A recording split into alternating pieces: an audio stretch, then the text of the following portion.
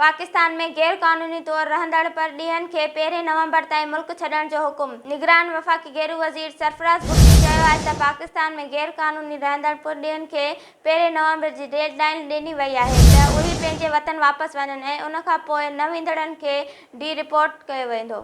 X committee जे इजलास खां पोइ न्यूज़ ब्रीफिंग में सरफराज़ भुट्टी चयो त पाकिस्तान अकेलो मुल्क आहे जिथे पुरॾींहुं पासपोर्ट बिना बि अची वेंदा आहिनि। 1 नवंबर खां वीज़ा ऐं पासपोर्ट बिना को बि पाकिस्तान में दाख़िल न थी सघंदो। हुन चयो त सुञाणप कार्ड जारी करण में वॾियूं बेज़ाब्तिगियूं हुयूं।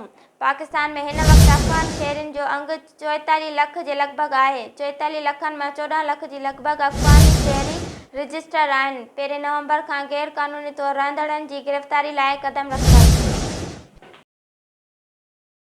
नून लीग अॻवान राना सनाउल्लाह चयो आहे त नवाज़ शरीफ़ न ढेल तहत ॿाहिरि वियो न ढेल तहत वापसि अची रहियो आहे। नवाज़ शरीफ़ 21 अक्टूबर ते वतन पहुची मीनार पाकिस्तान वटि जलसे खे ख़िताब कंदो। लाहौर में प्रेस कॉन्फ्रेंस खे ख़िताब कंदे हुन चयो त नवाज़ शरीफ़ पाकिस्तान खे एटमी ताक़त बणायो क़ौम पंहिंजे लीडर खे वेलकम करण लाइ मुंतज़िर आहे छाकाणि त नवाज़ शरीफ़ ई क़ौम खे बहिराई कैफ़ियत मां कढी सघे थो। नवाज़ शरीफ़ हिकु अज़म सां पाकिस्तान अची रहियो आहे। हुन चयो त समूरे मुल्क मां पार्टी कारकुन मीनार पाकिस्तान पहुचंदा। नवाज़ शरीफ़ क़ौम खे उमीद ॾियारींदो ऐं उमीद खे यकीन में तब्दील करण लाइ रस्ते जो तइनु कंदो। इस्लामाबाद जे एहतसाब अदालत नूरियाबाद पावर प्लांट रेफरेंस बहाल थियण ते सिंध जे अॻूणे वॾे वज़ीर मुराद अली शाह खे तलबी जा नोटिस जारी करे छॾिया आहिनि। अदालत नूरियाबाद पावर प्लांट रेफरेंस में सिंध जो अॻूणो वॾो वज़ीर इस्लामाबाद जे एहतसाब अदालत तलब कयो वियो। एहतसाब अदालत जे जज मोहम्मद बशीर 26 अक्टूबर ते सुबुह जो 9 वॻे मुराद अली शाह खे ज़ाती हैसियत में तलबी वरितो आहे। सुप्रीम कोर्ट पारां नेब तरमीमनि खे रद्द करण बैदि मुराद अली शाह ख़िलाफ़ नूरियाबाद पावर प्लांट रेफरेंस बहाल थियो हो।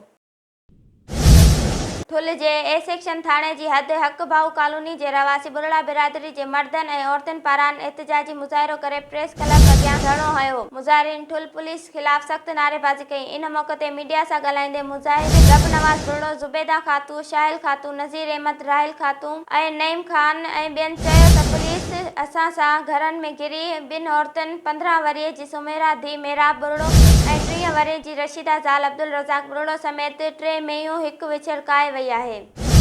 भिटशा भरिसां क़ौमी शाहराह ते खंडू स्टाफ वटि ट्रालर जो मोटरसाइकिल खे टक्कर जे नतीजे में हिकु ॼणो फ़ौत थी वियो आहे। तेज़ रफ़्तार ट्रालर जी टक्कर सबबि मोटरसाइकिल सवार 52 वर्षीय जो मोहम्मद पुनियल मीरबर थॾे ते फ़ौत थी वियो। फ़ौती जो तालुक़ ठठे ज़िले सां आहे ऐं मोटरसाइकिल ते मच्छी खणी वञी रहियो हो त खंडू स्टाफ भरिसां हादिसो पेश आयो। भिटशा पुलिस ड्राइवर वसीम अराई ऐं ट्रालर खे पंहिंजे तहवीज़ में वठी छॾियो आहे ऐं फ़ौती पीरसन शख़्स जो लाश सिहत मर्कज़ पहुचायो वियो आहे।